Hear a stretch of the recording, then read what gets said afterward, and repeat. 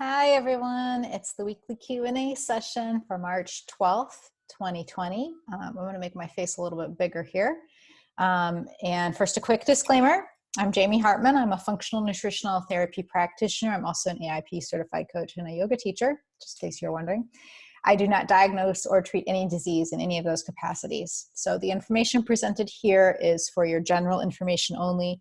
It should not be used as a substitute for medical advice. Always consult with your medical provider before making any changes to your diet, supplement, medication, or exercise programs. So with that out of the way, let's jump right into the questions.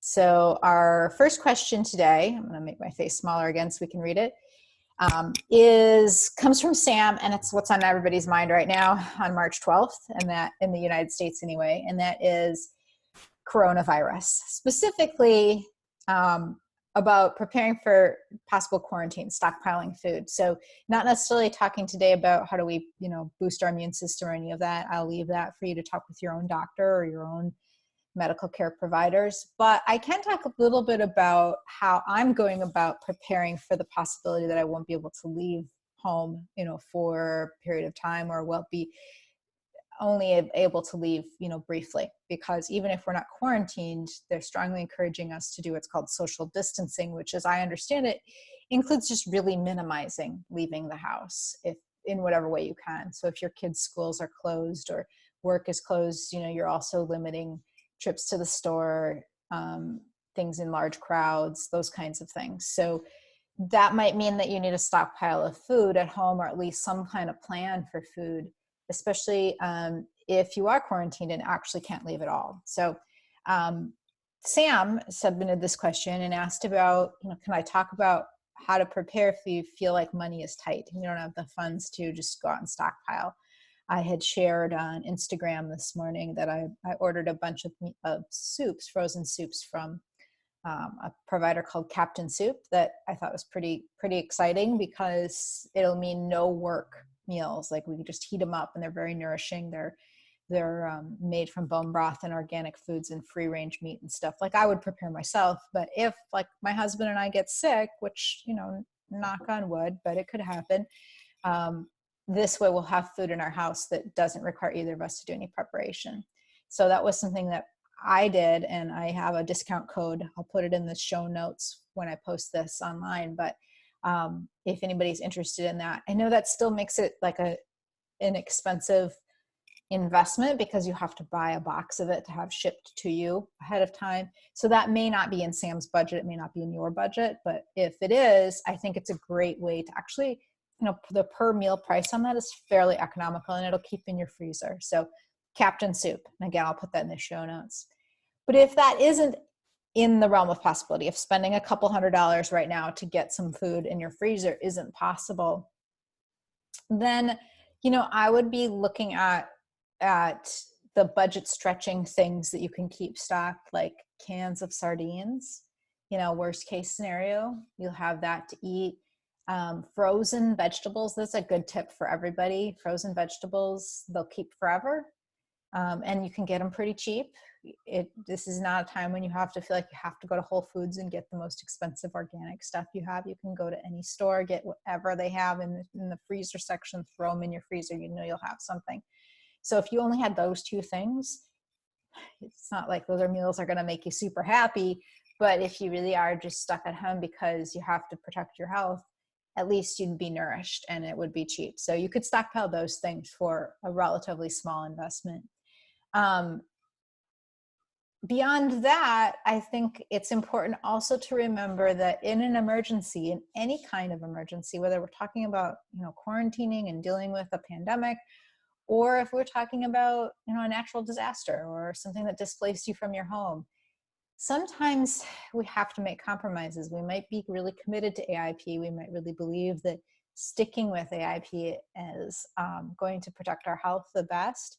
But if it's just not feasible, if it's the matter of, your worst case scenario, you are in the hospital or in a shelter somewhere in some other kind of natural disaster, and the only food available to you is whatever food's been donated or whatever food's in the vending machine, it's better that you eat something than if you starve. We don't want to become so obsessive about this that in an emergency, we feel like we're left without any options. So another thing that I would do, honestly, in this case, talking to Sam, I don't know Sam, I don't know what Sam's background is or needs are, but I would also suggest when you're kind of preparing for this possibility of being quarantined, you know, it's not AIP, but I would get some cheap rice and some cheap beans, you know, a bag of lentils, couple bags of lentils, big bag of rice. If it comes to it, you can eat that. It'll keep forever again, you know, just like the sardines, not AIP, but certainly not the worst thing that you could eat. And so there are times that you can make compromises and still come out okay. You know, the important thing is to survive and then pick up the pieces later and get back on track if you need to. That advice goes not just in this situation, but if there was any kind of experience, any kind of natural disaster or political disaster of some kind that required you to have to leave your home or whatever, you know, I mean, these awful worst case scenarios that we hear about. If you have to accept the food from someone that's offered to you and it's not AIP, you're going to do it. And the same can be true in your home too. You know, if it comes down to it, rice and beans will keep you going until the crisis has passed so that you can get back on track. So I hope that doesn't sound doomsday-ish, but instead reassuring that you really can't go wrong with this. You know, do your best, prepare, but remember that if it comes to it, you will let go of any desire to stay completely perfect. Get back on AIP later. You know, we want to support our health, but we also need to just survive day to day. So Sam, I hope that helps, and I'm wishing you well. You know, I understand not having funds to go out and stockpile, but getting a few things in place would probably be helpful, because going like, you know, one paycheck to a paycheck is not going to work real well either, especially if you're one of the people that's paychecks might dry up. So no good solutions here. And my heart goes out to anybody who's really dealing with that. The uncertainty of this all is the scariest part. Don't you agree? You guys can't respond, but that's how I feel about it. I'm going to go to the next question. I have a lot more to say about, you know, all of this, but I think you can get that information from a lot of people. If you're one of my individual clients, we've talked about this, and I'm happy to talk about it more and answer questions individually too. If anybody wants to schedule a 15-minute discovery consultation, even just to talk for a couple minutes about this, I'm happy to do that. I'm here for you. So I'm going to go to the next question. Again, my face, I realize, is a little too big here. And this is on a totally different topic, but it's a good one. And it gets me, I get to like drop on some notes that I made here and talk about some of the nerdy science nutrition stuff. It was a question about iron in plant foods. So Mona says that her vegetarian friends say that I can get plenty of iron, but others say you have to eat meat. So she wants to know, what is the answer? Here's the thing about iron. So if you just look at the numbers, your vegetarian friends are right. There is plenty of iron in plant foods. However, there are two types of iron in our food supply. There's heme iron and non-heme iron. And animal products have both heme and non-heme iron. And plant foods have only non-heme iron. So that's the first thing you need to know.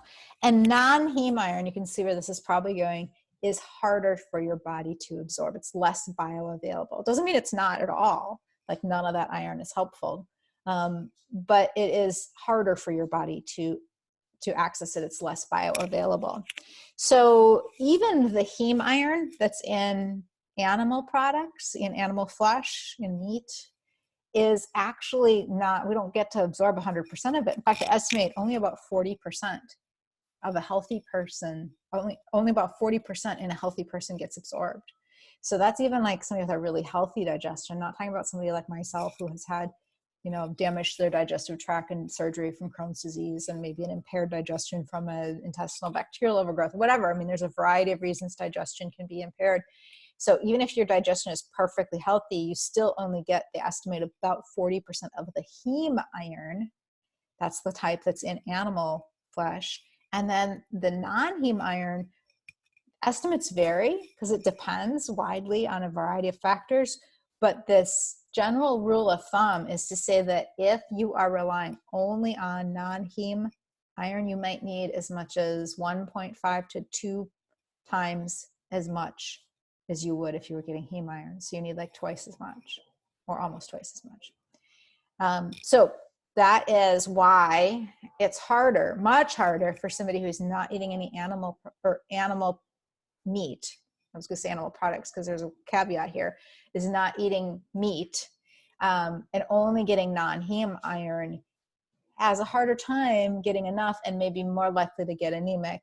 It also explains why when you are anemic, it's easier to get your iron stores back up by immediately eating animal products. So even somebody who is maybe a vegetarian, kind of like from a like ethical sort of standpoint, might need to periodically eat some meat just for their own health to get themselves back up to a healthy state and then go back to their diet, or take supplements, but there's some caveats as well with that. So your friends aren't wrong that there is plenty of iron in these animal or in these plant foods, but it is much harder to get it. A couple of the factors that go into this. So if you do want to talk with your vegetarian friends, or if you are eating partially vegetarian or completely vegetarian, eating foods that have vitamin C will be helpful for you to absorb more of that non-heme iron. So if you're eating a iron-rich plant food and you want to make sure you maximize your chances of absorbing even some of it, as much of it as you can, make sure whatever you're eating that with is also high in vitamin C. That helps with absorption. And then the other thing is that some things can block absorption of that iron in the non-heme foods. So you would want to be careful not to take calcium supplements and not to eat anything really, really high in calcium, like dairy products, along with those high iron containing plant foods. So this is something that when we're doing, and I like to get things from food, but when I'm using supplements with people, if I suggest they take an iron supplement and a calcium supplement, I'm going to want them to separate those two, because the calcium will block a lot of the absorption of the iron, and the iron will have been just a waste of money to have been taking. There's another factor too, that there are anti-nutrients in plant foods that can also block your absorption of that non-heme iron. So we hear about these a lot in other circles, in other contexts, lectins and phytates. So that's why we will talk about wanting to soak like legumes so that we can maybe hopefully deactivate some of those anti-nutrients. And that's another explanation for why those foods are hard to access a lot of the iron in them. Another thing that's interesting, so again, this goes back to people who are like, want to be plant-based, but maybe not strictly vegetarian. They're willing to eat some meat. You can maximize your iron absorption by making sure that when you eat that meat, you combine you do it when you're also eating plant foods that are rich in non-heme iron, because eating meat along with the non-heme plant food iron will help you absorb both types of iron. It's really interesting. Our bodies are fascinating, but that is something that has been proven in a couple of different studies. So if you are going to eat some meat, but not very much, eat it along with those plant foods. I think that was what I wanted to say here. Yeah. So that, I hope, answers your question, Mona.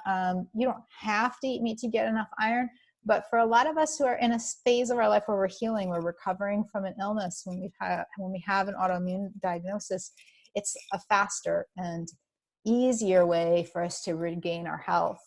And you can get iron in plants, but you're going to get it in a better, more absorbable form, easier for your body to absorb in animal products, specifically in meat. But you can also get it in fish. So there's iron in fish. So a pescatarian lifestyle could be relatively supporting for people.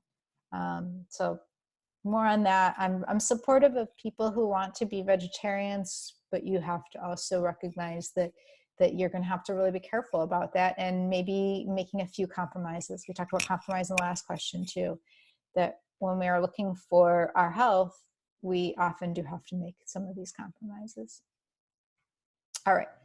And then we have one more question today. So let me get to that last question. Whoops. I went too far. Sorry. Okay. So this was a great question. And it came in from Lisa. And she says she feels great. She had some more backstory with this question. She has some autoimmune conditions that are in remission, has some food allergies, but basically she's doing great. but she feels like she has aged. She says she looks bad. I don't know what Lisa looks like, so I can't say if this is true. It probably isn't. She says her face is so wrinkled. She's aged 10 years in the past 3. What am I missing in my diet? Well, first of all, I don't know for sure because I don't know what Lisa's diet is. She's not a client of mine. So I don't have access to her food journal, but I can talk about a few things in more general terms that can be helpful for all of us. So, one of the things that we hear about a lot in popular culture these days right now, again, make my face a little bigger so you can see me, is collagen. That collagen is like the cure to everything. So people get big canisters of collagen and dump it in their coffee and their, other drinks, or consuming bone broth, because collagen is what supports our face, what keeps us up, lifted up when we're younger. So that little, this is lack of collagen when we start to get that aging and the wrinkles and stuff. So the idea would be that consuming collagen helps.